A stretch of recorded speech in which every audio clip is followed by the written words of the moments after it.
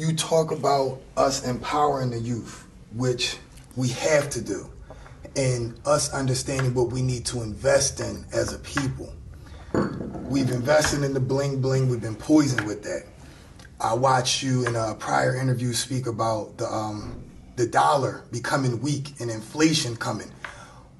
What do we invest in? What commodities do we need to put at the forefront of our community, and not just the Jay-Z's, whether it be the next level down, the low-level businessman, to the guy who wants to be a businessman. What do we need to be focused on? What commodities do we need to acquire? Whatever commodity the Jay-Z's and the Kanye's of the world focus on in their creative genius in terms of design of clothes that Puffy did, that Karl Kani did, that others did, that comes from some form of a product that comes from the earth. What you have on, what I have on, this is linen. At the root, it's cotton. We grew the cotton for white folk. The cotton will grow for us. We took the hide off the cattle and the goat and made shoes for the white folk. We design designer shoes for the big companies in Italy and Spain.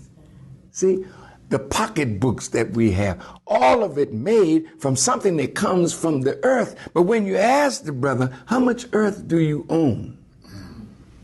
Well, if you don't own the earth, you don't own the root of the product that you make. China will say to you, come, bring it here. I can do it cheaper, which they can because they own the earth that it's coming from. So they can make shirts for me.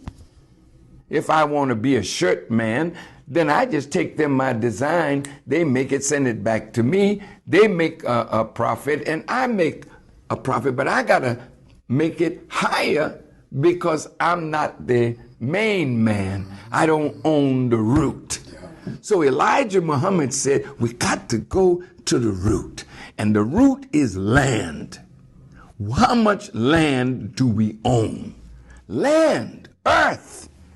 Well, we were set free, so-called, in 1865. By 1910, the black people who were just set free owned 16 million acres of land in America.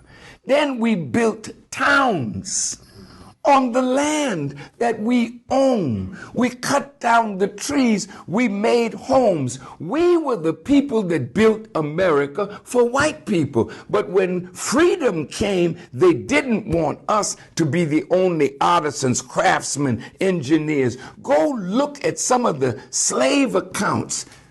We got a nigger architect. We got a nigger engineer. We got a nigger cook. They for sale. We were the people that built the White House and the Capitol. We were on loan to the government from our plantations. So when you see the talent that we had when slavery was ended, we were the craftsmen. We were the builders. We had a natural job. Then they said, no, we can't let the niggas have that. So a man named Samuel Gompers, a Jewish man, started the unions.